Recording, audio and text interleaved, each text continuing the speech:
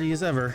Welcome to the Higher Energy Superpower. This is episode 38 of the Turbo Duo Cast. I'm your host, Salvatore Mata, and to my left is my brother from another game show lover. He is the oral assassin. He puts the ass in classic gaming. It's Trenton E. Wright III. Esquire. I don't think you can do a double Esquire. You can do everything else a double, but not the Esquire. I think you're a little late on that. We've been doing the double Esquire for at least 3 or 4 episodes now. No, I don't think that ever happened, actually. Well, we're going to ignore the fact that it's been about 3 or 4 months since we recorded, and we're just going to roll right into it as if we never stopped. Yeah, the last one was pretty solid. It was good. Yeah, well, I had fun. I can't remember it, but I know I had fun. I think it was House of the Dead. Oh, okay. You got the PlayStation 4 or 5. Yeah, which wasn't that great, but a whole nother ball of wax. What are you gonna do? But we're here and we're excited. It is summertime. It's actually we're recording pretty much a day after those crazy wildfire smoke bombs left the area. So they were playing Fortnite out in Canada. They were. They got the new Wild Pack a few days earlier. So too much crafting in the woods. Yeah, little spark happened. Boom.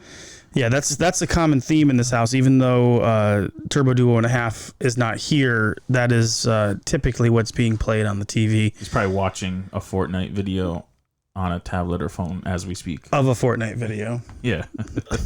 Yeah. Of an unboxing of a locker room item within the game. Yeah. Well, welcome everybody. This is the podcast with all the right responses to your video game queries. Even though we don't really have any. But when we do, we always have the right answer. That's right. Whether or not there's a question to be asked. Yeah. We'll answer it. Do you like it or not? Yeah. So we hope that you guys are enjoying video gaming and classic video gaming at that. And, this is an episode, as you've seen from the title, that we're just kind of getting back to the primitive and back to the rhythm a little bit. Primitive because it's just me and you, and you're a primitive man. And also because we're going to get back in the saddle after a layoff here. So I figured we could just get into some pickups right away. Yeah, let's just hit it hard. Pick it up. Just hit it hard, hit it fast, and that's what they say in the business. Yeah, and just leave it all on the court, as they say. In the court, yeah. On the court, yeah. In the cage. On the streets. So first thing I want to talk about is not an actual pickup I'm going to show you guys, but I did talk about the NES top loader that I got several podcasts ago. I don't know when it was, but we finally were able to get that back in the mail from Crossface Gaming. Marcelo was able to do an RGB mod, and I was able to check that out. So we're gonna show some pictures here of what I was able to muster up from that NES and how it looks on a PVM monitor in RGB, which is pretty, it's unique. Let's put it that way. It's only one way to play. I find myself leaving Bucky O'Hare to have that on the screen because it's got a pretty cool attract mode, and just to see the title card come up, it's pretty impressive. It's a pretty unique experience, and the top loader is great because it'll never. I mean, you never have to worry about any blinking lights with that. So, have you played through that? I don't think I've never. You and I played through it at the apartment. That's so long ago, it doesn't count. We could do it again. I mean, it's only an afternoon type of a game. It's not something that takes. I was like forever. Jeez, like 10 years. 10 years ago. Yeah, yeah. That is the first reference to Bucky O'Hare. This podcast. We'll see if we have another one. Speaking of CRTs. That's one thing where you recently picked up a CRT for me that you found at a local thrift store. It's a CRT combo, which is the Sharp 13 VT L100, which I can find nothing online about, but it is a VCR TV combo. Which did you dig through the CRT Reddits and? If you saw the level of like Beautiful Mind style searching I did on the internet, you'd say this guy needs to be committed. But there's really nothing on it, and it's nothing that I want to mod or anything like that. I just appreciate CRTs, and I actually had a very, very similar model, but the VCR didn't work, and you found that one, and it ended up working out perfectly. And one of them was a couple years newer, I think. Yours, the one you found, is like 3 years newer than the one that I had. And actually, by putting them side by side, I was able to see that the one that I had actually has some defects in it in the image. But Well, yeah. The thing is, because I had it in my car most of the day, so when we brought it here. Right, that's a pro. It's a pro tip. We put them next to each other, and one was like jittery. Like the one that you brought was in your car, which was a little warm. Yeah. And so this is a pro tip. If you ever have a CRT that's going from one, like a more extreme temperature, not crazy extreme because you don't want to blow anything in there, but if it's coming in from a hot car and it's warmed up, you want to leave that thing in your house at room temperature for generally about a day before you turn anything on. Because I'm a 39-year-old 9-year-old, I plugged it in right away because I wanted to see how it looked, and there was like a warbling in the image that was going on. Warbling?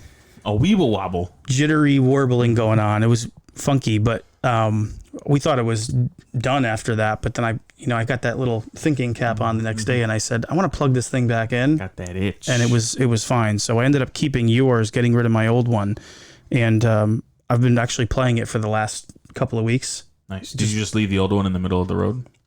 We brought it to Orion. Took it. He brought it to the store. Oh, he did. Yeah. So, and that's one thing is that these CRTs are starting to dry up in certain cases. You're not really able to find them, but they're also now starting to crop up at places like Savers.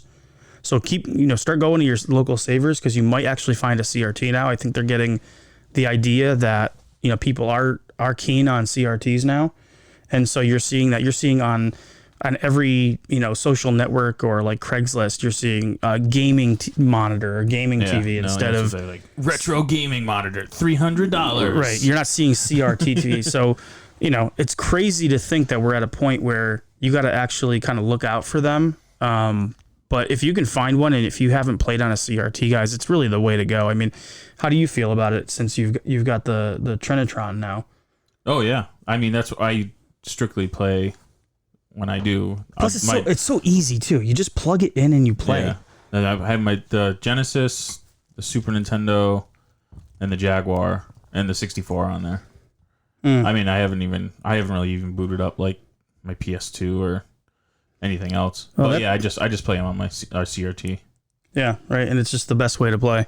Yeah, because I could just switch them out easily, like between the 64 and like the Genesis and the Jaguar, because I have that Gen to Jag. Yeah, the SCART thing. So it's just like I just pop it out, pop it in. Yeah, so I don't even have to disconnect it. From the back.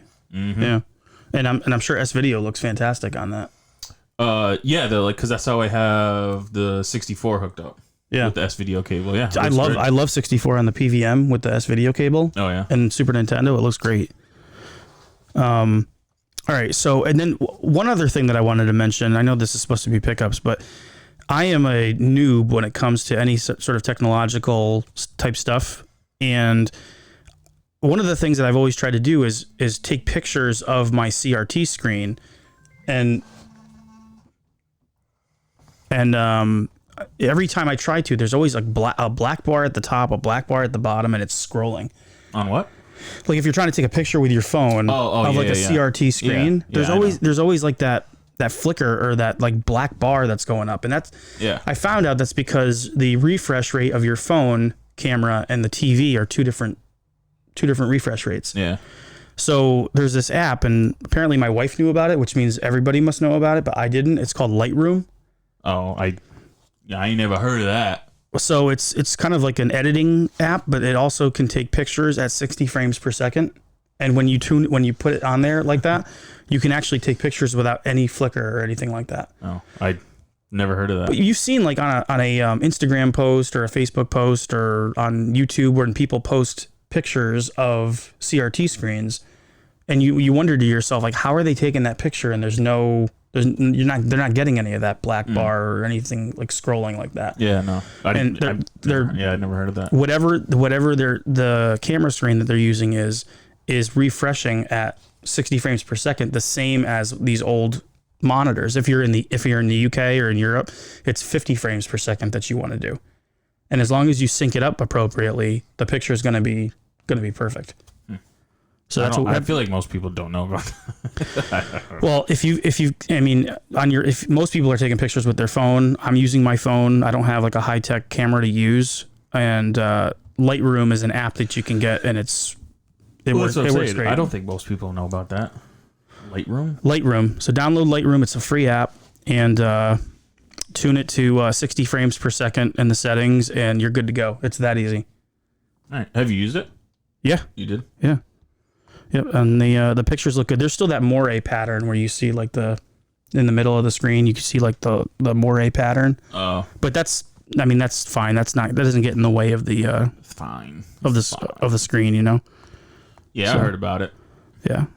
So like that's a picture that I took. I mean, obviously there's a glare. I didn't. Yeah. You know, but you're not getting that moire pattern, or you're not getting the flicker. That's the moire. So, anyways, that's one pickup that I wanted to talk about. Trenton, go ahead with your first one. Oh yeah. Yeah, I didn't get too much, but finally, I mean, it's been a hot minute. No, so I know, but I finally got my whole collection categorized and that's right, and encyclopedia'd. Encyclopedia'd. Thanks to the app GameEye. It's a free app. GameEye? Yeah, GameEye. EYE? Yeah. Yeah. Never heard of it. Yeah, I don't know where I saw it. I must have saw it in some like Facebook group or whatever. And I was like, I really gotta like just get everything marked so I know what I have. I mean, I've been saying that for years and years, and then one day I just finally did it. Went through everything. Because what's great because you can if you want to, you can scan the barcode and you can just like scan. Oh, of your completed games? Yeah. You can just scan the barcode and it'll pull up. Does it automatically say like CIB? Well, yeah. So once you get to like, I think you can do 10 at a time, and then it does it, or you can just keep going as long as you want, and then at the end you can mark. Is it complete? Is it just the cartridge? Is it the box and cartridge? Like you can just mark, and then you can mark if you played through it, or like you give your own little review on it and everything, and then like any little notes. So yeah, I went through like everything, got that done, and then one of the games I thought I had loose, but I guess I never did. I actually picked it up at a game show. Is Golden Axe 2, and then I ended up getting the case and manual on eBay for like $10 or something like that plus shipping.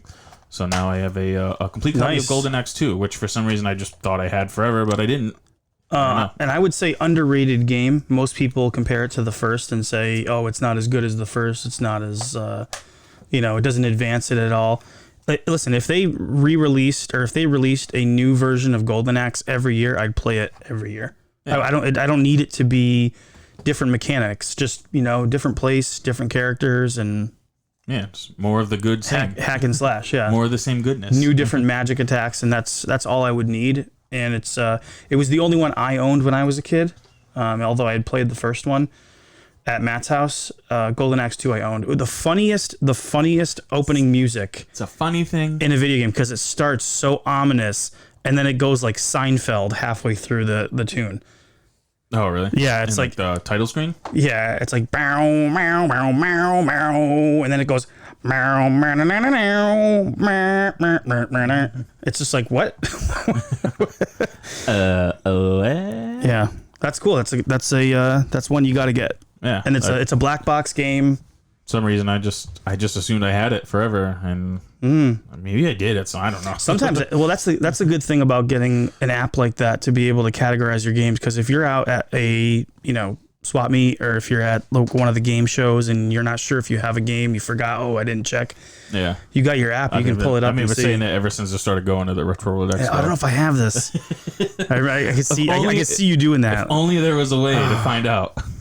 Yeah, well, there was like one time where I think I took a picture of like all my games. Yeah, but I didn't even end up doing it, and then I was like, you know what? Let's do official. Let's finally do it. Yeah, cool, man. You can list like like it gives you options like controllers, accessories.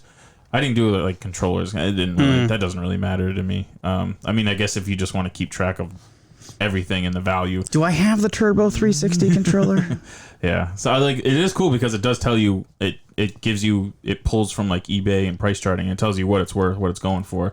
So then it'll tell you how much what your collection's worth. Does it automatically update with like the latest listings does, to tell? Okay. Yeah. So I mean, it's pretty cool. I don't know how the app like makes money. Maybe there's like another version. I don't know. I don't know how they Pro version. Maybe there's advertising in it that I don't know. But yeah, I mean, it's great. Have you played through Golden Axe 2? No, I don't think so. Unless we played it. That'd be an easy remedy to play through that because it's pretty quick. I mean, I played it. I don't know if I've ever. I mean, I wouldn't have played it by myself, one player. You know, it's no fun. Can't beat 'em up by yourself. Maybe we'll set it up. All right, I am losing my voice, and because of that, we're gonna do a live taste testing, which I don't think we've ever done on the podcast, but we might as well now. Trenton, do you want to introduce this article? This article, this soft drink, this canned refreshment from the Appalachian Mountains. Is that what it's from? Of Detroit, Michigan. Is that where? Yeah, Detroit, Michigan. Yeah. Oh, geez, I don't know about this water. Yeah, the Appalachian Mountains. No offense to anybody who's from Detroit. This is one of the most refreshing beverages in all of the land. It is known by the Juggalos and Juggalettes. If you know what a Juggalo is, then you know. If you don't know what a Juggalo is, just look up ICP. Fago break. They used to do that at the shows. They'd like stop and then they'd go through like the whole Fago break, and that's when they like break out all the diet. I think it was diet root beer. Isn't all their stuff diet? No, this isn't diet. Oh, okay. No, the reason that ICP would use diet is because if they used the sugary ones, it would stick to everything. It'd stick to the floor, all their equipment. They used to be crazy and used to splash it around when. They still do. But I'm just saying, you're just spraying and throwing cans everywhere. If it's all sugar, it's all the venues are like screwed. So that's why they use the diet. And Fago's known for doing like crazy flavors, right? Yeah, I remember we used to get the chocolate cream pie, which is really good. Like after a while, you're just like, do I really want to drink a chocolate soda? Yes. I mean, the novelty of it's great. No, it was fun for what it was, but. So yeah, this is a delicious cotton candy that we have never tried, and I wanted to do a live. Now, are we gonna do? Taste test. Are we just gonna do taste, or are we gonna do like mouthfeel, aftertaste, like other attributes? You feel your own mouth. You never heard of mouthfeel? Let's look at the color. I'm curious what the color review. So it's a blue. Oh, it's an icy blue. For anybody who's. It's like if you melted down a blue raspberry Tootsie Pop. Yeah. In liquid I never form. liked those. Oh, those are the best. I like those worse, like less than the regular Tootsie Pops. Must be a communist. Possibly. So let me get No. Here, you guys can hear it. Oh. That's a good pod. That sounds really good. You hear the bubbles. So I'm getting that marshmallowy sort of cotton candy. It does smell like cotton candy. Oh yeah. Yeah. Let it simmer in those ice cubes a little bit and just kind of cool down. Yeah, you can hear those bubbles. It sounds nice. You could have put anything in this, and it would have done the same thing. Still, it sounds nice. You could have put a Fanta in here, or a ShopRite orange, and it would have sounded the same. All right, I'm gonna go in for a sip. You ready? Yeah, I'm ready. Let's do this. Ready? Splash Mountain. Chink.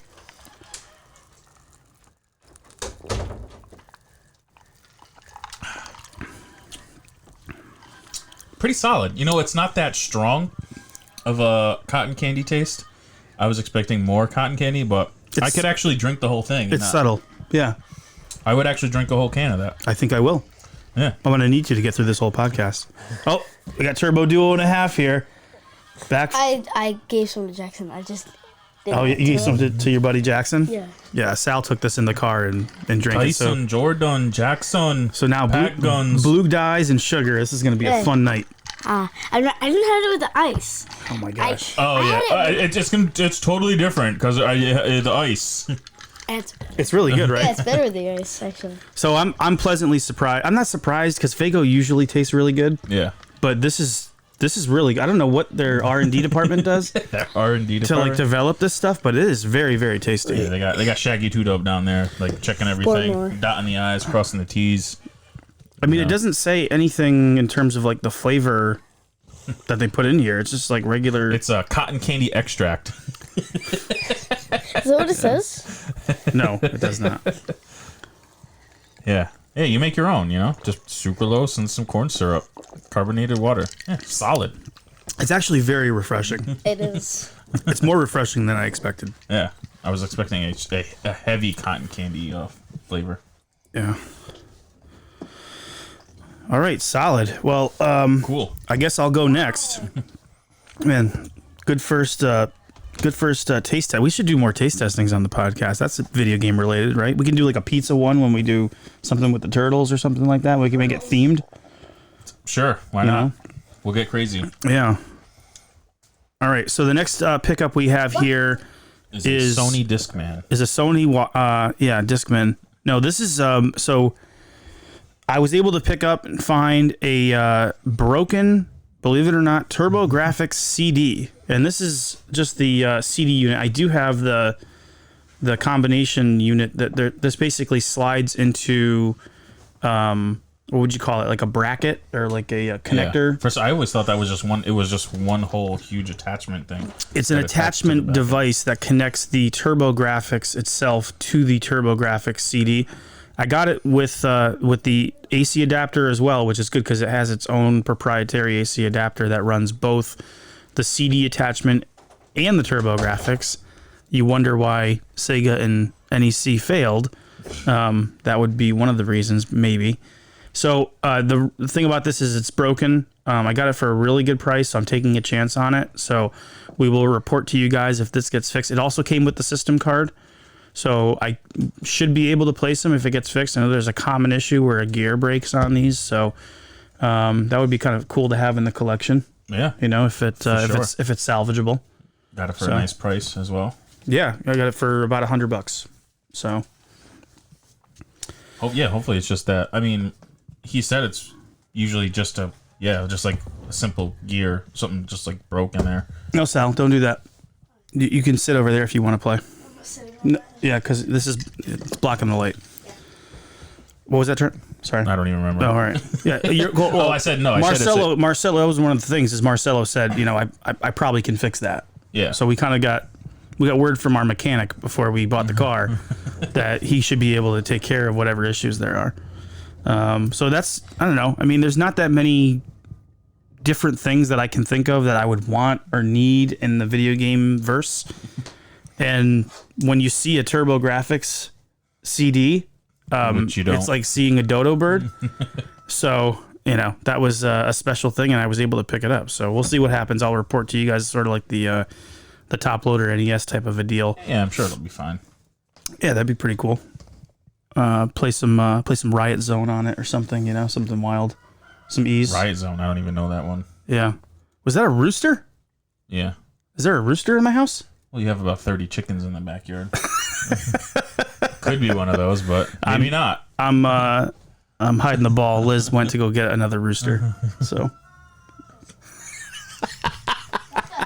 now you have 38 chickens? you have got to tell mommy to take that chicken out of wherever it is, because we're just going to have... I said I want to turn that rooster into chicken. I told her that.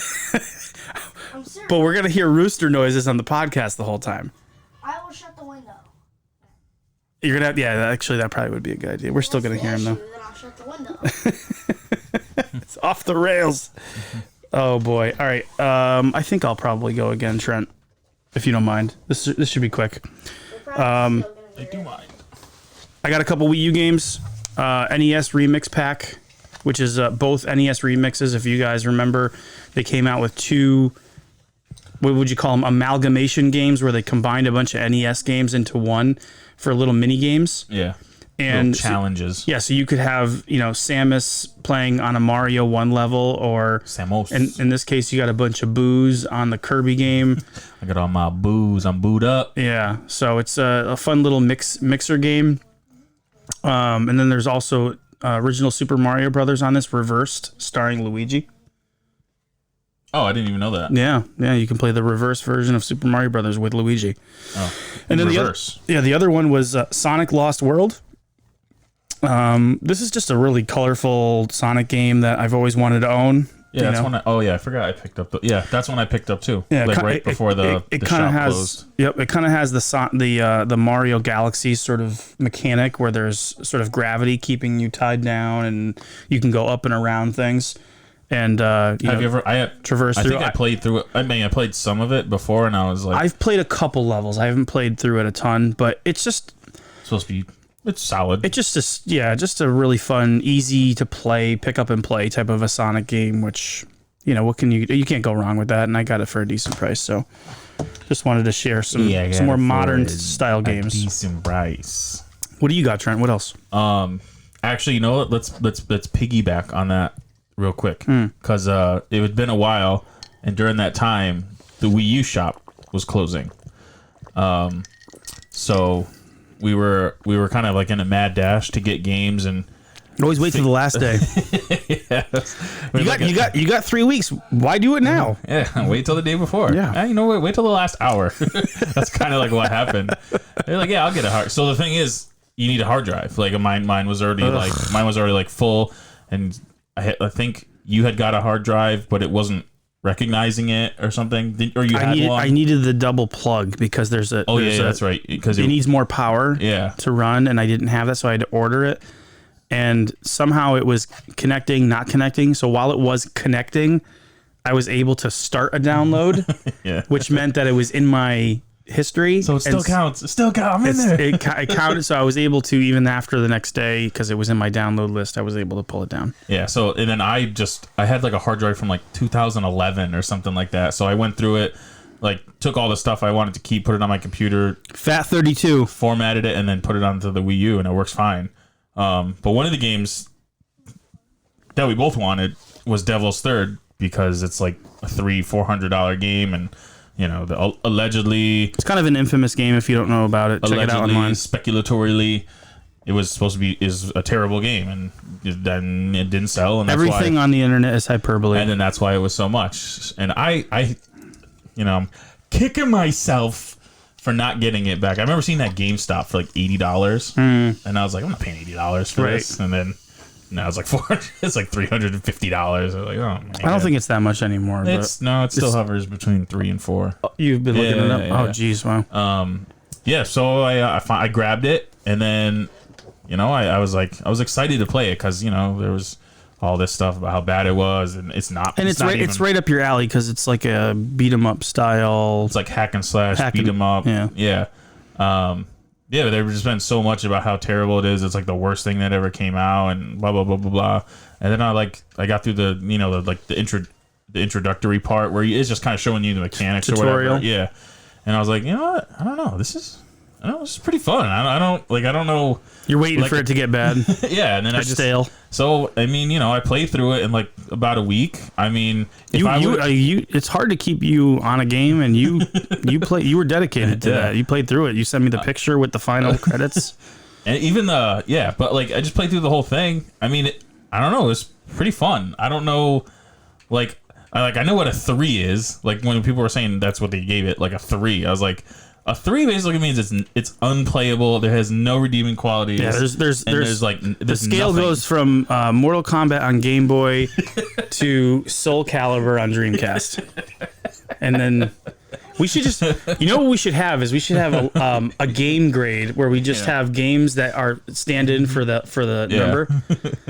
So yeah, Mortal Kombat on Game Boy. It's definitely not that. But yeah, I mean, I don't know what it is.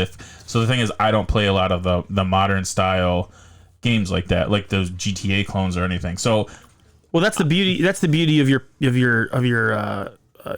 position, because you don't care about any of that stuff. Yeah. So you're not living in that compared world. to those, it's obviously not as great. Your station, if you will. But like I'm playing it. Yeah, there's some parts where it's a little wonky, like the controls, like they're a little loose, or sometimes the hit detection's like a little off. But like, okay, if it's you were if you were somebody ready to play that game on launch and you paid $60 for it and you took it home, I would have been like, wow, this is a solid game. You would like it. The music's really good, especially the ending credit song. I was like playing that. I pulled it up on YouTube. I was like playing it for like a week straight. Like the music's great in it. I'm like, Story's kind of a little cheesy, but that's like kind of what I like. You know, it's like a Stallone movie. You know, like in a video game. It's really form. right up your alley. Yeah, I mean, I don't know. I hope like if a bunch of people got it on that last day and it was fun. The thing is, the only thing that people were saying when it came out was that the online modes were like awesome, like the online games you could do. But obviously they shut the servers down for that like not even like a year after the game came out. Yeah. So like that's unfortunate because that would have been cool to like go through those like the online games. But like I would say it's a 7. Yeah. A 7 all day. Play more 7s. Yeah, you really got to boot it up at some There's point. a lot of things I got to do. I know, but yeah, I was just so surprised. I was like, if I would have paid $60 when it came out, I'd have been like, this is a solid game.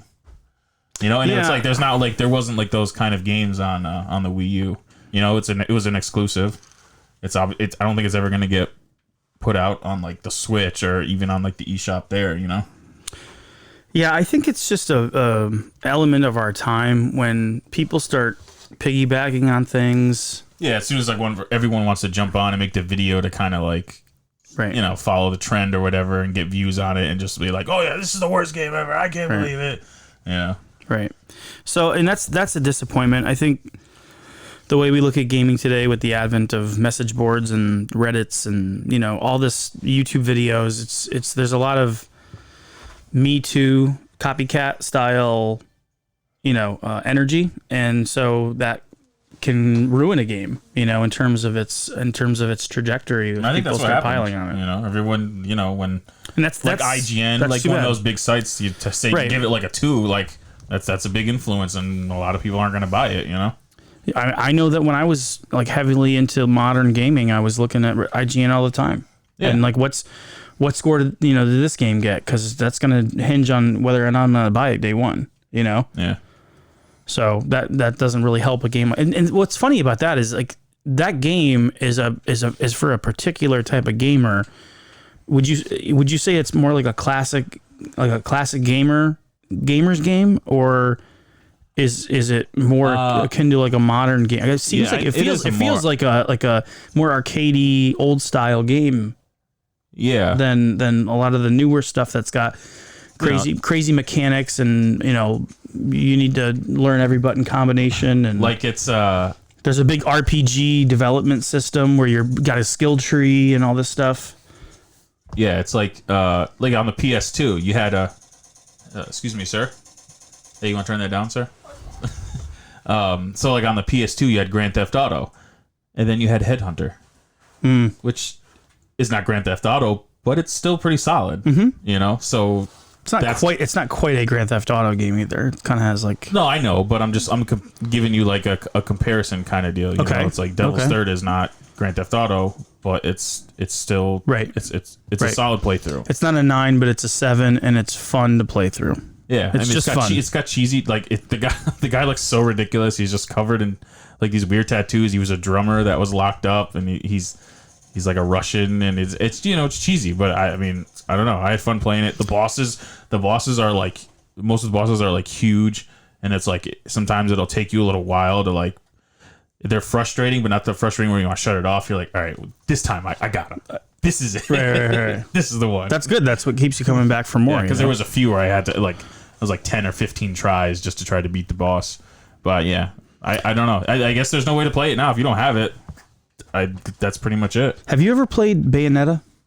No, I bought it when it came out, the Bayonetta 1 and 2 pack for You the did? Wii U. Yeah, I wonder if it plays kind of like that, where it's I'm sure Bayonetta. I mean, Bayonetta is highly regarded. Yeah, I know. In fact, the main character from Devil's Third looks like the shopkeeper from Bayonetta.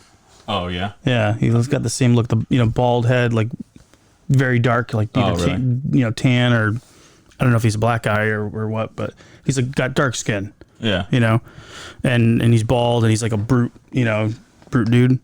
But Yeah. he looks just like that guy. But yeah, I was just like really surprised at like how good it was actually than than what was being reported.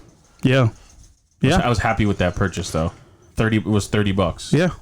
You know. And so if you're interested in that game, you want to go back in time about 2 months and before the eShop closes, go and get it. and download it. Well, that's the problem. Is like now you. I mean, I guess you can. There's ways to crack your system and download the games, but I guess, yeah. I'm not doing that. Yeah. You know? I mean, yeah. Oh, why don't you just get an emulator and you can run it? I mean, why don't I do a lot of things? It's like, Right. I don't want to do that.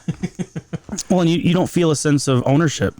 So Yeah. your dedication to playing that game is not going to be the same as if you bought it. Yeah. I mean, maybe they'll, I mean, I don't know. I guess they could have, I mean, I don't see why they wouldn't. Like, what does it cost them to throw it on the eShop at this point with everything else on there, you know? Oh, on the Like Switch? on the Switch, you know? It doesn't really have any. Is it gratuitous though? Like, would Nintendo publish it? I mean, Again? they had it. I mean, why wouldn't they? I mean, look at all the other stuff on the Switch. It's no more bloody and than anything else. Well, I'm glad you have it. I'm glad that you played through it, and thanks for the reporting on what you thought of it. Yeah, So, good stuff. yeah. I took like a deep dive when I was like, because I was like watching like all the old videos of reviews and see if anyone put like any new ones out. There was a couple people that said they were like, yeah, I don't know, it's pretty decent game. It's funny, you know, when you look back on things like hindsight, when you're not in all of the hype of you know, the whole thing, and you're just kind of viewing it independently. You're much clearer about it, and you're not looking at it from a lens of all the hype that's been put into it. Yeah, You know? I mean, because that's I mean, you know, I had pre-ordered, you know, the Wii U before it came out, and you know, I was getting games for it constantly, but for some reason I think I fell into that whole.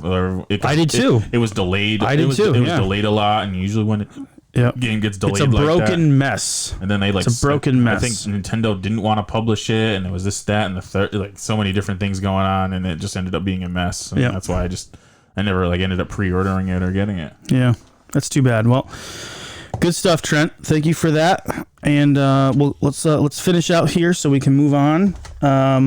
I'll give you one of my pickups. This is a Sunsoft game on the Genesis. I mean, you know. You got Batman, and then you got this. Yep. And so I've always been interested in this game. I played the Nintendo one a little bit, and this one, there's not really much information on it. It's kind of like flew under the radar, and I think it's just a continuation of the first one, and that's Blaster Master 2 on Sega Genesis. And you gotta love a video game that is so confident that they don't have to put any pictures I was just gonna say that. on the back of the box. All they got is a tank outline. Yeah. That's how good it is.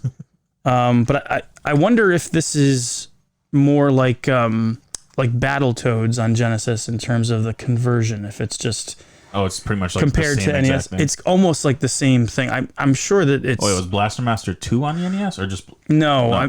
That's the only difference. Is this is Blaster Master 2, but you're saying I it's think pretty it's much just like a very minimal upgraded. all they did Blaster is Master? they just upgraded it to 16-bit, but they didn't do anything 16-bit to it. Yeah. Just like you know, a little bit more detail in it, but nothing really changing in the mechanics. Yeah.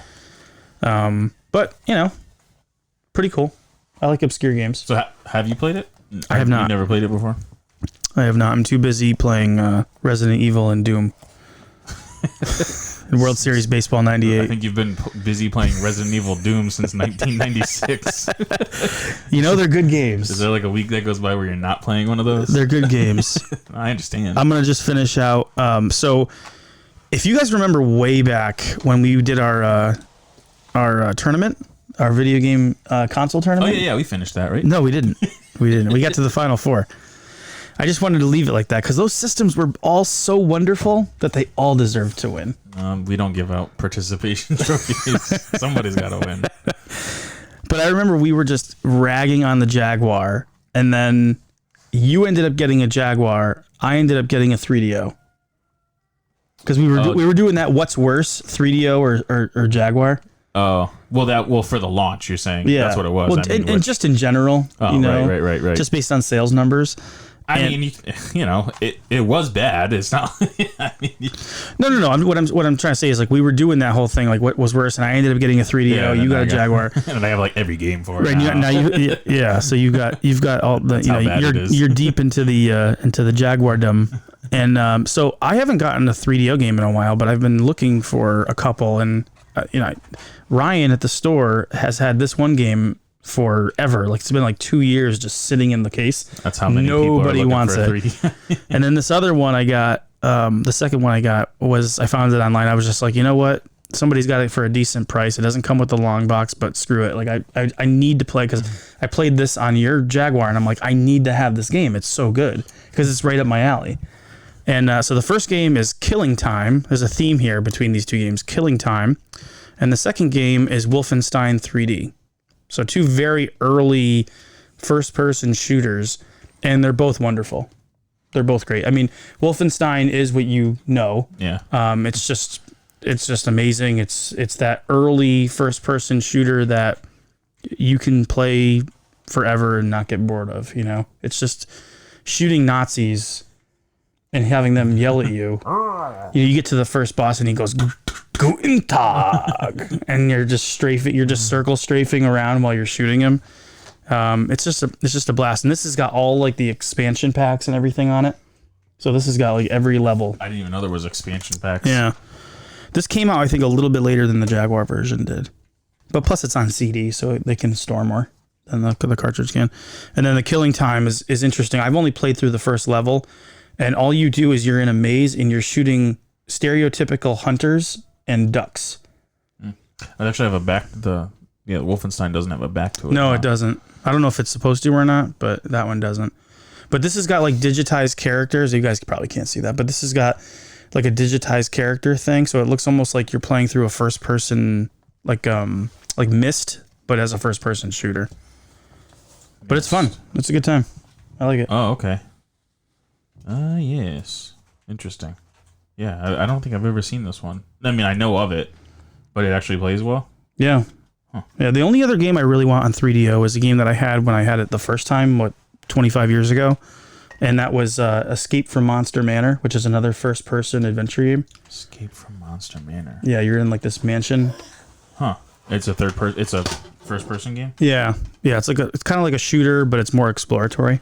Huh. I don't know if I mean, maybe if I saw a picture of it, I probably might recognize it. The name doesn't sound familiar though. Yeah, you watched me play through it a little bit. I did. Mm-hmm. Oh, geez. Okay, sure. Yeah. It's been a minute. Yeah. Cool. Killing Time. Yeah, Killing Time. Check it out. All right, bring us home, Trent, with the pickups. All right, I got a few more. Actually, this one I didn't know it existed until I saw it like online. Someone had it in like a lot. Just the loose cartridge of it. They had it with some other games, and I was like, I just messaged them on my car. I was like, hey, would you want to sell? So the game's Road Blasters, which is an Atari arcade game. Mm-hmm. A good, really good one. And I think I offered them like $10 or whatever. I didn't know this came out on Sega. And I didn't either. And I was like, I offered them $10, and because I had saw someone had the case like on eBay for like, I don't know, under $10 or something like that. So I grabbed that. That was a couple months ago. So yeah, I picked them up both. It's also on the links. Just had the foresight to buy the case on its own without the game. Yeah, good for you. Yeah. So then, I mean, it doesn't have the manual, but I mean, it's not like a game that's like, a top maybe tier you'll find game. it. Yeah. Maybe you'll find it eventually. It's actually really fun. Like, how much do you want for it? Check price charting. And I'm out. Yeah, it's actually a really fun game. I was playing it for a while, like the day it came in. It's actually on the links too. But yeah, this is one I didn't know it existed on the Genesis, so I was like, oh, wow, I didn't know never knew it came out. So I grabbed it, and man, yeah, it's a fun game. Simple, you just drive in and just. How does it play on Sega? Oh, it plays really good. Yeah. Yeah. You just drive through, you're just shooting enemies. Atari still at this point did a pretty good job on their conversions, and if you look at even like hard driving is pretty good for what it is on Sega. Being a polygon based driving game that they were able to make work on the Sega. Yeah. In a decent way. Yeah, even like a lot of the arcade like conversions on the links are like really good. Like Hydra, it's kind of like it's like Road Blasters, but in the water. Yep. That one's really good. I mean, a lot of their like Stun Runner is another one. Like a lot of them they play really well on the links.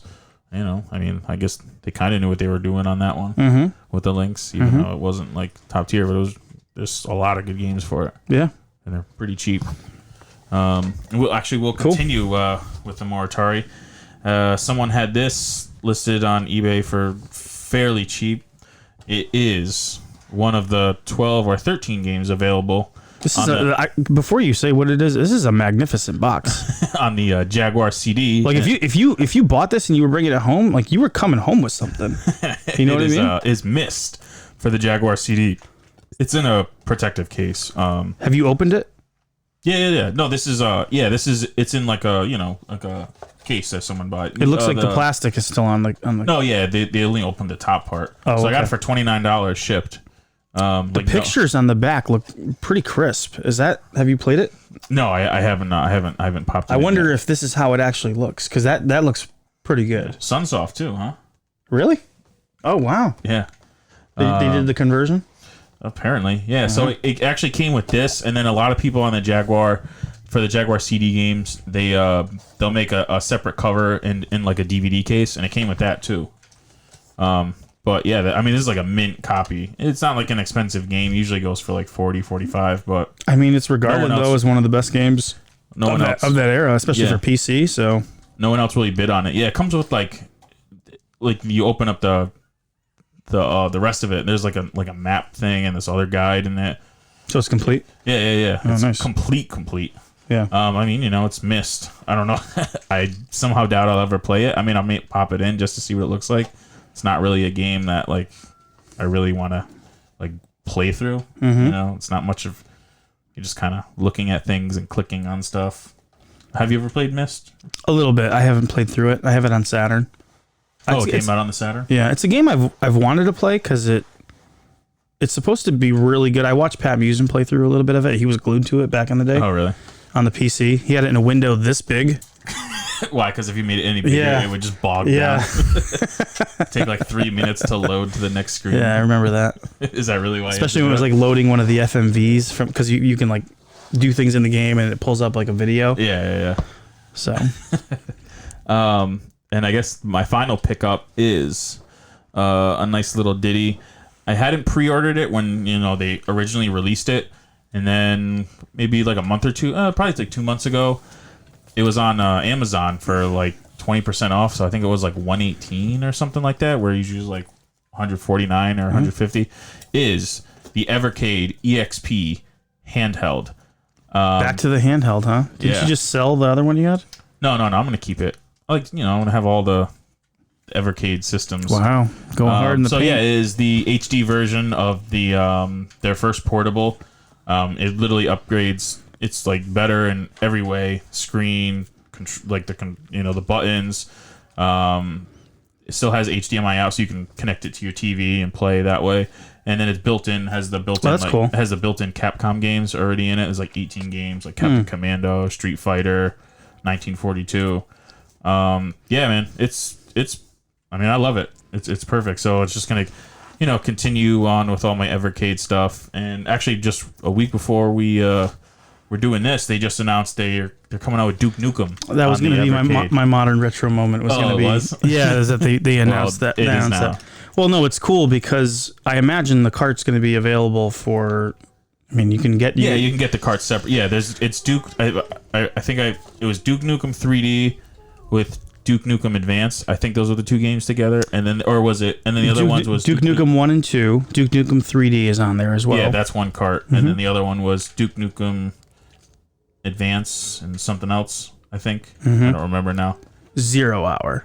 No, Was it? I don't know. Yeah, it's pretty much all like the 32-bit. I like it because I love those old shareware style games like Hocus Pocus from back in the day on the PC, and like we never were in the game back in the PC. back in the day when they had Duke Nukem side scrolling shooter game. Yeah, never. So didn't even know it existed. we've tried that at like the game shows a couple of times, and it looks fun, and you play it for a few minutes, but you're like, well, I don't want to spend all my time here, but Yeah. this would be a game that I'd love to boot up and try to play through. Boot it up. So, that's, and I remember I was like, oh, maybe I can pre-order it. Nope, that wasn't going to happen. They Yeah, only, they put Created it like up a few. put it up for pre-order for 2,000 units, and they sold out. I think that day. It's a Duke Nukem inspired system that has like the what is it? The like the toxic waste like logos on it or whatever, and it like boots up with like a yellow LED on the front. But yeah, I think that's supposed to come out in November or December this year. So the one cool feature, but it hasn't really worked for me that well. So they have whatever tate mode, where you can Tate. you hold it vertically, vertically.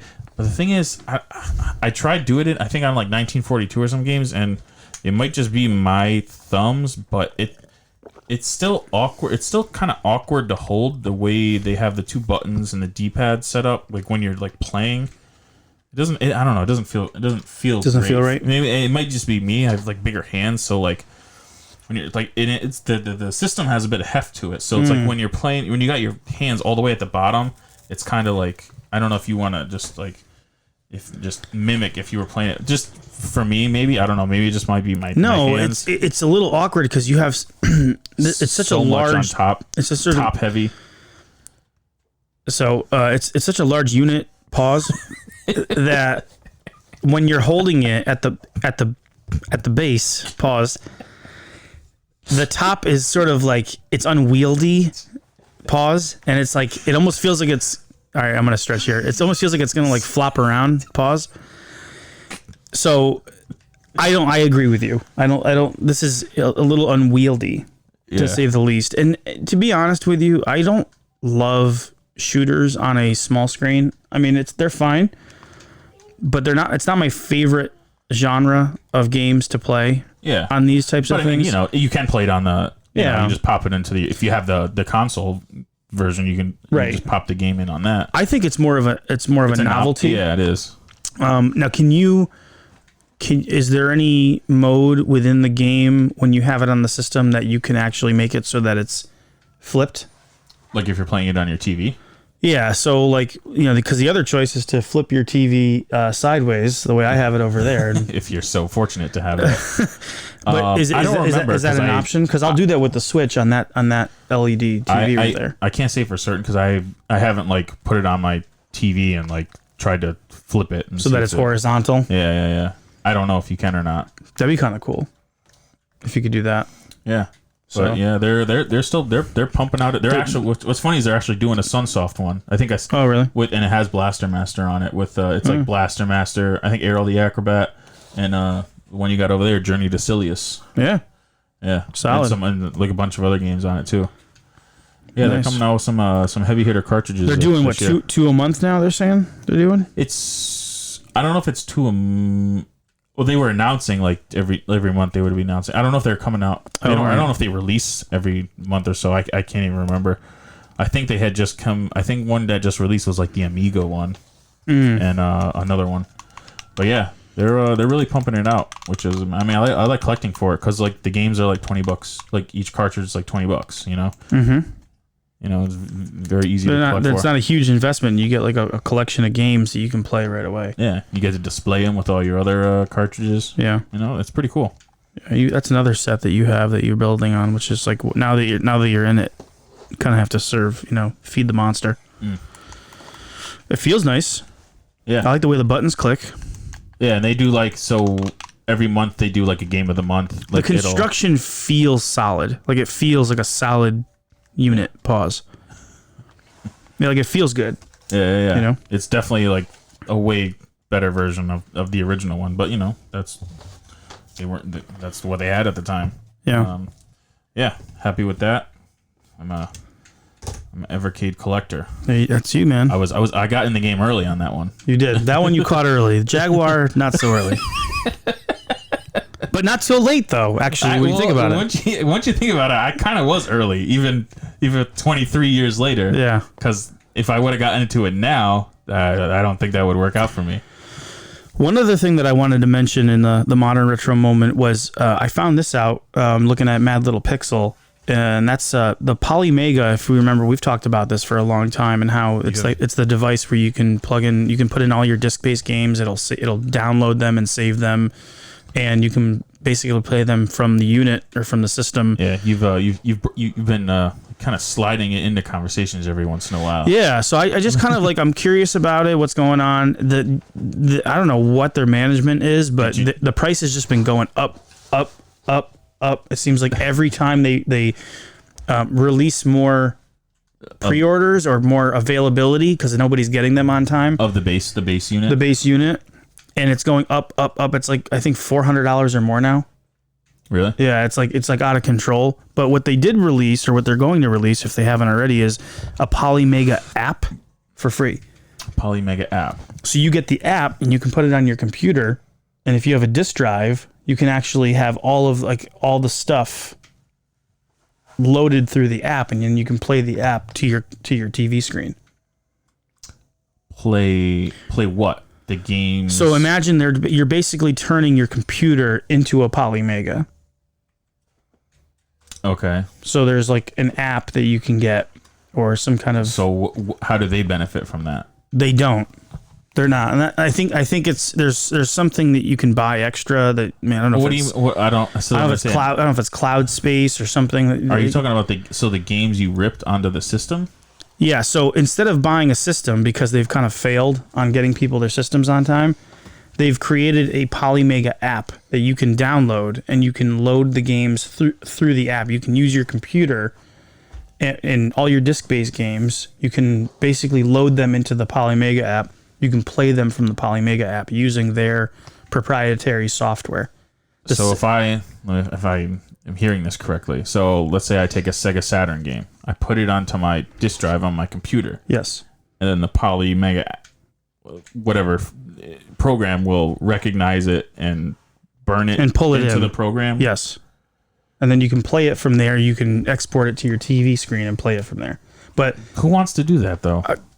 I'm just saying, that's something that came out, and I was curious what you would think of that first and foremost. But I mean, but like, how many people have a? I mean, I guess the people that would want to do that would have a computer. Like, but you want to. the idea is to have the unit and be able to just plug it into your TV and go from there. Yeah, I mean, it's like you got multiplayer games. You're gonna connect controllers to your computer and play on your computer screen. Right. You're gonna connect your computer to your TV. Right. Like, it seems like a lot of steps just to do the same thing. Yeah, I mean, check out that Mad Little Pixel video, because he goes through it, and he was decently excited about it, at least in the way that it was going to be free, and you could get access to essentially their software to run It's the like, games. but like, it's like at that point, why wouldn't you just run emulators? Yeah. It just seems like an extra step. Well, just to, here's the thing: if you are an emulator guy and you like emulators, this is a way to just do it without having to worry about all the emulators. You just use the Polymega app instead of an emulator, essentially. but yeah, Because it's going to work. It's going to work better probably because they've already optimized it. I guess, but it's like you got to take your. It's not the way you want to play it, where you're on your couch and you got your system plugged in, you hit power, and then you play. I mean, it's not something I would ever do, but I mean, there's got to be some kind of. They have to get some kind of monetary something out of it. I mean, there must be something that you have to. I don't know much about it. I just know I watched that video half asleep one night a couple of weeks ago, and I was like, oh, this would be kind of a cool topic to discuss. Supposedly it's free. It's a free app. I believe so, yeah. Oh, okay. Yeah, if I'm wrong, you can edit it. Yeah. No, that's. I mean, Put a big dunce cap on my head. I just don't virtually. See. Yeah, I mean, they need to make all the effort and time to make something like that. Like they have to. Their business, they have to make something on it. You know what I mean? Yeah, I don't know. I just know that they've I'm not saying wrong. they've overpromised and underdelivered on what they were trying to do. People didn't get their units for maybe almost a year when they. I feel the time when they said they were going to come out, and when they finally came out, I think it was like 10 months or something like that. The first batch. When did they announce? Wasn't it like 3 or 4 years Yes. ago they announced that? Yeah. So people have gotten them, but only like the first run of people have gotten them, and then they're opening up like new slots for people to pre-order. But every time they do it, the price goes up. Well, I understand. I mean, things have changed in 4 years. Like whatever parts they need are probably more expensive now. Well, the issue is that they started this right before COVID happened. Yeah. When everything shut down, and prices of items started to go up in terms of the silicon and the chips and all this other stuff, and now we've got sort of tension and unrest between Taiwan and China, which is Taiwan's where all the chips are made. So, I'm sure it does cause problems, but I don't see other devices going up in the same way that their prices are going up. I mean, You've seen the PS5 go up a little bit in other countries. I mean, you're talking about a Sony and like some startup company, like some small Right. company, you know. Right. So I'm just saying it's disappointing. well, it doesn't. I 'Cause- mean, doesn't 'cause- Sony, 'cause like, I'm doesn't kind of- Sony like lose money? Like, don't they like lose money on systems usually? I don't know You what. know, so it's like, you know, they're usually selling the item. They're selling it at a loss to begin with. You know, right. I don't know. Yeah, you're not buying software from Polymega. They're really making money on the unit and you buying the unit itself. Yeah, So. because they don't get it. Once that's it. They don't make any other money on it. Right. Unless you get, you know, you buy the base unit. But then there was the whole other thing where they were attachments. it was gonna be like FPGA, and then that whole confusion, and then it ended up being, well, no, it's gonna be an emulator, and people being upset because they're like, well, like it's not an FPGA system, which is basically emulating the hardware, not. So, anyways, that talk about like internet backlash, like that was another one where. Yeah. I like the idea. I mean, I remember when I first like the idea of like you put your disc game in and it'll save it to the system itself, and then you never have to put it in. Like that's awesome. You know, if you take all Yeah. your Saturn games or everything, you don't have to worry about. It already brings up like the logo or like the box art, that loads that up too. So, I mean, it's a cool concept, but it's just like when you get closer to 450 or 500, you're just asking yourself, Yeah. Yeah, Because right out of the box, it plays every disc. it's that- Turbo CD, Sega CD, and up all the Yeah. way through. I imagine what Dreamcast. Oh, Dream. I don't know. I remember when they first announced it, I was like, man, that sounds like something I would like want to like pre-order, and I just didn't. It feels like so long ago. It's like, It feels like it was like 5 years ago they were it talking about probably was that. when they started. Yeah, when they started with that. It might have even been before we started the podcast Yeah, it probably was. that they started that. So. You can we divulge in one more thing? And we I can- was going to bring up one more topic, but if you want to close this out, Oh no, you bring up whatever you were going to talk about. Yeah. I have more of a abstract question for you that I wanted to ask because I do my musings, my Salmata musings, Yeah. and I'm pondering and thinking about stuff, and so I when I'm thinking about topics for the show or Yeah. so. I don't know. I mean, mine is a modern retro thing. So let's talk about that. Let's talk about that. So, there is a game that has been delayed for quite a while, in which I originally was kind of interested in, but then, Oh yes, yes, but yes, then, yes, yes, but yes, then yes. not really. And more recently, and then this is basically like it was like almost like a Devil's Third situation. It just kept getting delayed, and like no one knows what was going on. Things are happening. it's not going to be good. You're hearing rumors. They put so much money into it, and now they're going to lose money. This, that, blah blah blah blah blah, and basically. It's So like 2 weeks ago, they finally put out some actual gameplay footage, and people have actually played it. And the game I'm talking about is AEW's Fight Forever. And this is a modern retro moment because it has been heavily rumored that it is supposed to play That's true. like the greatest game of all time. That's true. Wrestling game of all time. That's No true. Mercy. That's very true. It's very true. That's very true. And That's pretty true. just like 2 weeks ago, they actually came out with actual gameplay footage, and people have played it, and the people on YouTube they got to go when they did the Double or Nothing pay-per-view. People were invited to go play it, and people had said that like the game is pretty good. It's going to be pretty solid, and Splash Mountain. and it's a simple like arcade style, No Mercy style, where it's like you have a punch and a kick, and it even has like Punch, kick, block, like taunt. a weak grapple, and Yeah. you press down it. in A, You press- left in A, right in A. Yeah. Jiggle the stick. Get the special ready. So like this was like the first time I was like excited for like a game to like finally come out. Because you hear like there's always gonna be this game it's gonna play like No Mercy, or it's a simple like just get in and anyone can play. That was pretty solid actually. Thank you. Yeah. And so you know what I did? What did you do, Trent? I pre-ordered the game. You preed. And I preed. Wow. And I don't even have a system for it yet. Well, I was doing this and that and the other thing the other day, and I was in Manchester, and I'm like, I got to get over to GameStop. I didn't make it, but we're going to be going this weekend, and we're going to pre-order it for, I think, the PS5. It's coming out for PS5? PS5, right? Yeah. So I pre-ordered on the PS4 because I think it'll be the same on both. it's not a graphic heavy game. I think it'll be the same on both. It's probably gonna look exactly the same. Yeah. So 4K, bro, 4K. So I'll hopefully find a PS4 for cheap before then. Oh man, I have to endure this pain from you because you're so good at those games. I can never beat you. So and you go so hard. You're like that. I can never match your intensity. A lot of people, it's fun though. It's so fun. This is the same with. I guess it all does tie back to Devil's Third because everyone's like, oh, the graphics are terrible. This game looks terrible. I'm like, I think these people weren't around when No Mercy came out, and we all knew back then it didn't look great, and they don't understand how well the gameplay was. Where you could, I would have remember Nick and Joey. Remember we did that that 45-minute.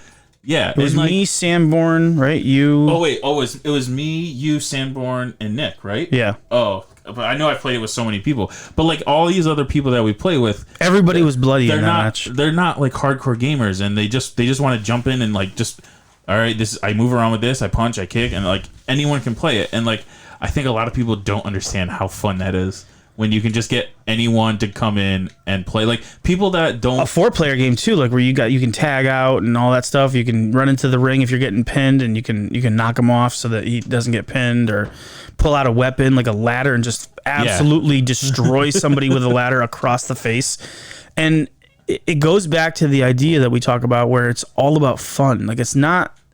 Graphics are great, but they don't make a game. You don't remember a game because of the graphics, unless it's Soul Calibur on Dreamcast. But that's also plays phenomenally. A phenomenal game, exactly. So games are about how good they play and how fun they are, especially Nintendo gets it with, going back to the 64, just bringing more people together to play games locally. We are social animals, and if we're together playing games and having a good time, then that's what it's all about. And in terms of wrestling games, there's nothing better than that. There's nothing better than that AKI, THQ, everything from Hockey Man. Yeah, hockey. That's what we used to say. Everything from what was that World Tour? Yeah, WCW and World Tour, all the way through all the WWE games or WWF games, 2000, and then No Mercy. You could really have fun with any one of those, but No Mercy was the pinnacle where they just refined that, and Revenge to me. Yeah, I mean it's the same engine. Yeah, they just refined it to a point where it was just so good and still simple. You could do the Royal Rumbles and it doesn't matter which mode you played. You knew that the controls were the same for everything. The problem we've bought the WWE games like the 2K22. Yeah, it's not for me. It's just not for me. I can't. There's just, first of all, there's too many mechanics. Yeah. And I forget them because if I go away from the game for 5 seconds, I don't know what I'm doing. The pinning, to get up from a pin or to counter, there's a count, you can use a counter. Yeah, and it has that stupid meter on it where circle. It's yeah, I think that's in the ladder match where you're at the top of the ladder and then you're opening a key. You're opening a lock. Yeah, there's a circle. You got to hit the space and then the right, and then it goes to the one in the middle, and then it's who wants to do that? I just want to smash buttons. Even in the previews they've been showing, when someone gets pinned, it says kick out, and it's just literally just mash all four, just mash the buttons to kick out, and then that's what I like. It has a spirit meter. It's the same. Oh wait, don't spam the buttons. Don't spam them, Trent. Are you a spammer? That's what they say for mash now. We say mash. They say spam the button or spam the attack. Yeah. But I know bunch of losers. Everything I've seen from the gameplay videos looks great. There's skateboards in it with Darby Allin. You can both get on skateboards, literally ride around the ring, jump in the ring, hit him with the skate. I don't know, man. It looks like it's. I really hope it's. And Cody Rhodes is gonna be in it. He is. He's still in it. I really hope it's close to that style because that'd be huge for them. And I just finally can play a wrestling game where I can just jump in and play. Yeah. I mean, I don't know if we can or not. I'd like to do it if we could do a review of it. Yeah, why not? When you get it, we'll come and we'll play, and then we'll talk about it because it's if it's good. You know what though? We're not going to be able to find out how the bloodline gets separated though. We watched that the other night. It was so boring. Really? You're not into it? I like the. I mean, I think it's good. This is my brother right here. Come on, Jay. Okay, Jay. Sal was glued to it. Come on, Oos. Come on, Oos. It was fine. It was fine. I don't know. Roman Reigns is just Roman Reigns. So you know. But yeah, man, I really hope this game is what everyone thinks it's going to be. I got a good feeling about it. Yeah, I didn't for a while until like people had actually finally played it. I'm just glad that they had the balls to hold it back for so long. I think that the Stones. Sorry, Sal. Thanks for saying things off camera. Yeah, they were able, they announced it, and you could argue, well, they announced it too early, but they wanted to hype it up. I mean, they wanted people to be excited about it. They just, maybe a little too early, you can argue, but the fact that they were willing to hold it back and say, no, take as much time as you need, make it right. Yeah. Right. What did Shigeru Miyamoto say? Right. It's like you can release a game and it's done, and you never be able to go back to it, or you can delay it and turn it from a 7 to a 9, and then it'll be memorable for all time. Yeah. So and they're putting it out, and then they're doing a lot of DLC for it. It looks like a lot of character DLC, and there's a lot of mini games in it too that actually look pretty fun too. Yeah. Like Mario Party style mini games. Oh, cool. Yeah. And they said the career mode's basically like the No Mercy version. You work your way up. I don't know. It's like, this is the first game I've pre-ordered. I don't want any talking. I just want text on the screen. It is. No, that's what it is. Is that what it is? Yeah. That's great. That's great. Yeah, so this is the first game I've pre-ordered in over 10 years. That's crazy. I had the Wii U. Yeah. Well, for a good reason, Yeah, and I don't even have the system. I don't even have the system for it yet, but I'm gonna have it. So I'm pretty pumped for that one. I'm excited about it too. We'll report back to you guys when we are able to have a little bit of time with it and give a little review on that. It kind of piggybacks on what I just wanted to talk about in terms of just kind of an abstract conversation in the way of, and the question is this: do we even need modern gaming anymore? Right. And so of course you're excited about this first game in 10 years, but that's kind of like the exception. Because it's based off an older game. Right. Yeah. So the reason I say that is because we buy so many games now, right? Relative to when we were kids. And when I say we buy games, we're buying these old games, right? So we're developing these.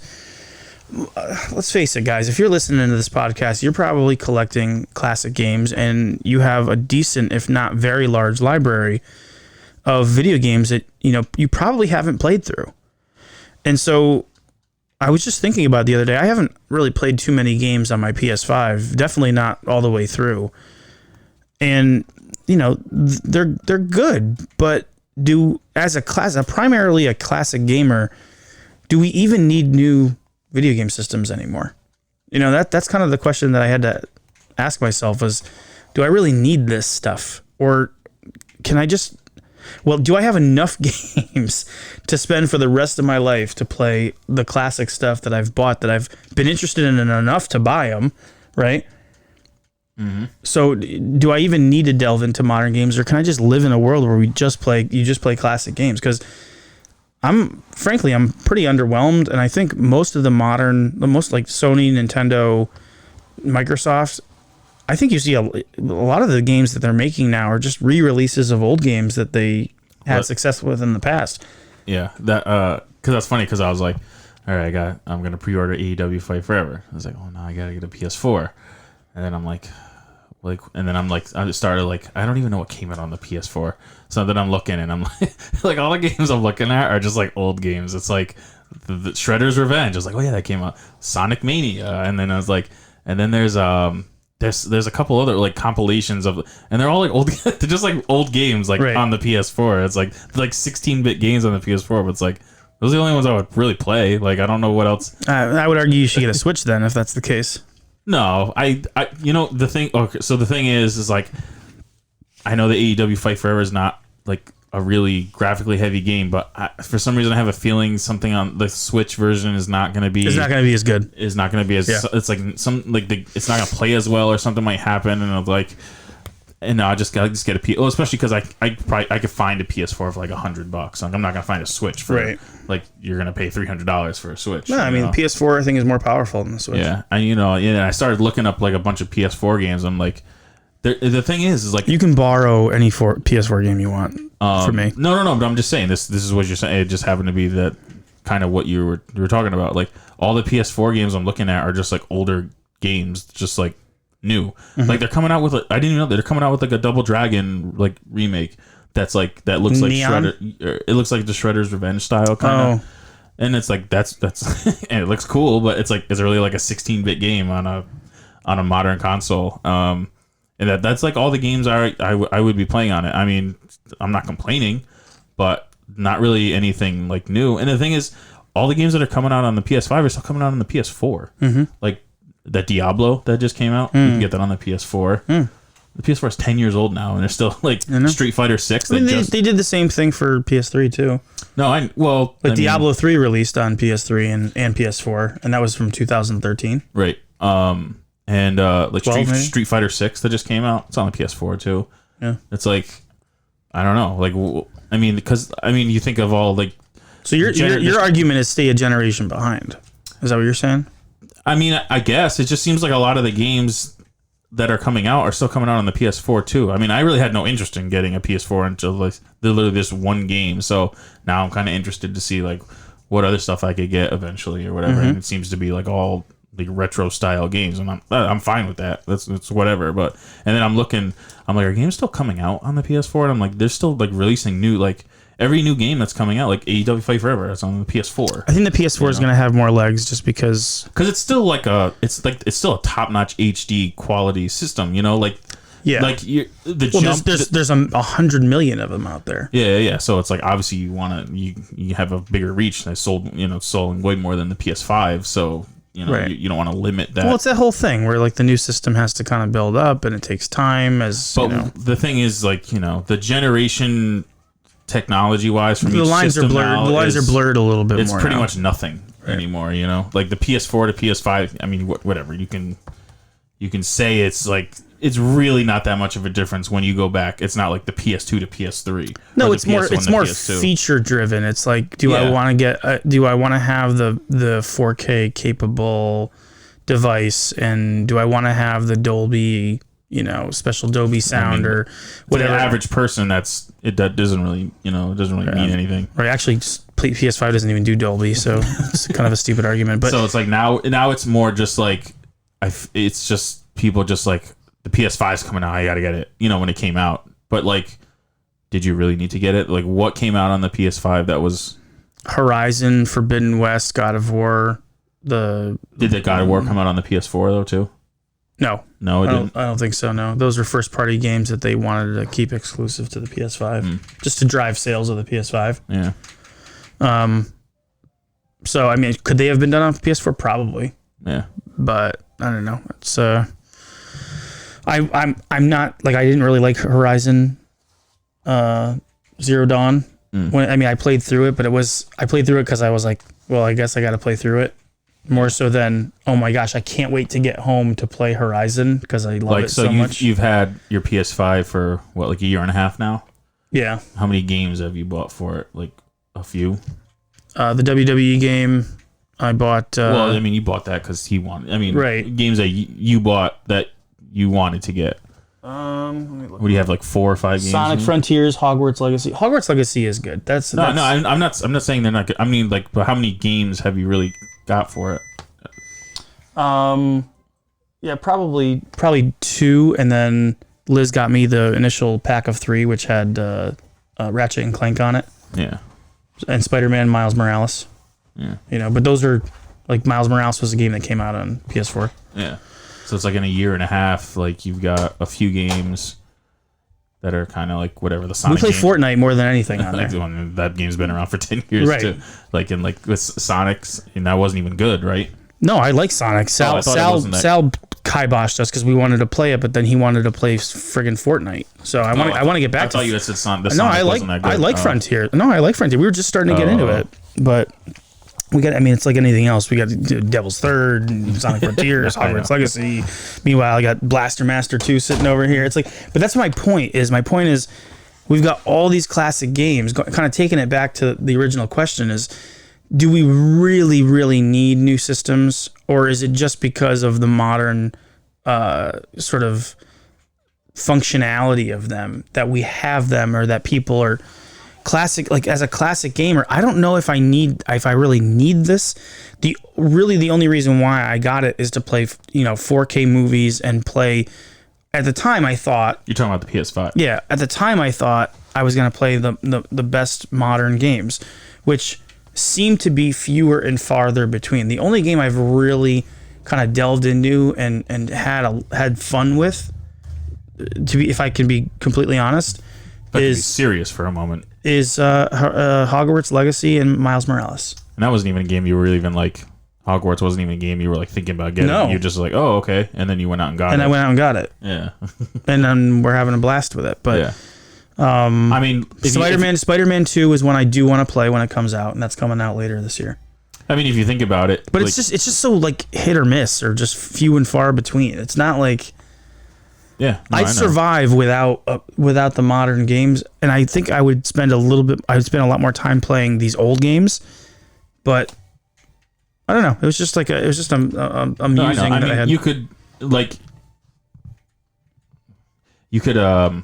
if like the PS5 or whatever the X, I don't even know what the Xbox, Series X. if those are like Series the S. last systems that were made, I mean, where do you really go from there at this point? Like what I mean, what's Apps. like a PS6? Like what's really going to be the difference? What would be the difference between a PS5 at this point?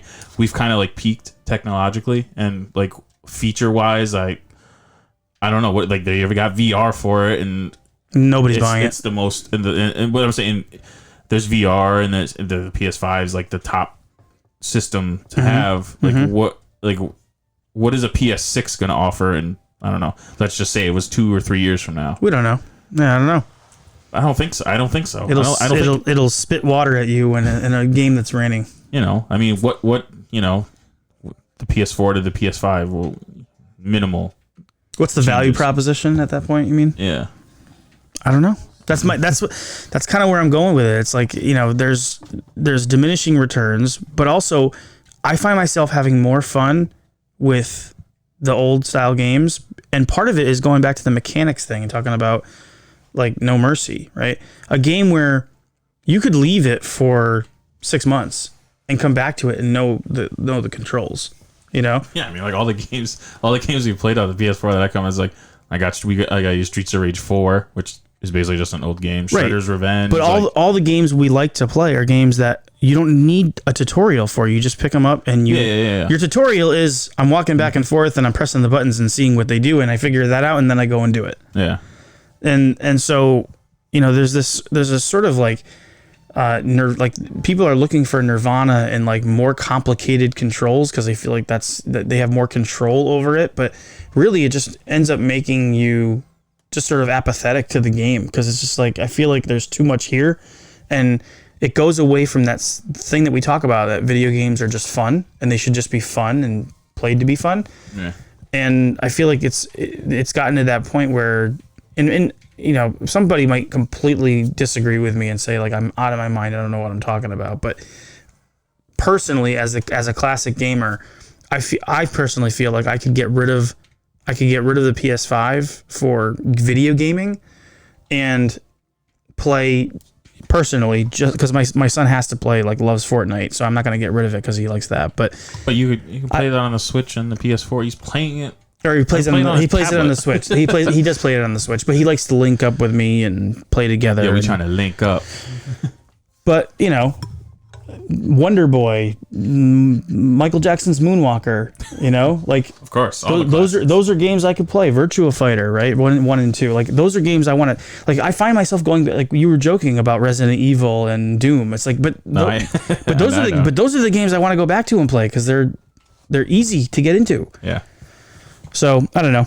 I feel like that's the case. I feel like we don't even need, as a classic gaming community, we really don't even need modern games anymore. I think you can just, if you have the classic systems that you love and you're building those libraries, just play those games. Just play those games. Why do you have to do anything else? There's plenty of software in those old games to last you a lifetime, I think. Unless you've got nothing going on and all you're going to do is play every minute of every day. which Yeah. in that case, I think you should reassess your life because there's other things that are beautiful in there that you can Reach experience. for the sky. Yeah. So that's it. I don't know. We don't have to have an answer in the end of that. It's just, just kind of a thought there is, the classic games are special for a reason, and that's because they're easy to pick up and play, and they're a blast, especially with friends. And you don't have to commit yourself to them as much as these modern games, and learning what you're doing and what skill tree you have to go down, and all the ins and outs of the controls. You don't have to worry about that stuff. And that's what makes classic games, to me, so much better. Because they're games. They're games first. Preach on, brother. So, well, thanks for hanging with us, guys. We know it's been in just about an hour and a half of your day. So hopefully this has been enjoyable for you. If you guys have any thoughts on anything that we discussed in this, feel free to hit us up. I always bungle this up. Shoot us a comment either on the video or send it to us on Instagram. If you'd be so willing to like and subscribe, that is always helpful for our minuscule numbers. But they are numbers. They are numbers. Numbers exist. Numbers are real. Numbers are real. Birds are not real, but numbers are real. Yeah, they're spying on you. Yeah. And so Robot birds. with that, be safe, be happy, be healthy, and as always, keep it turbo. I said good day, sir.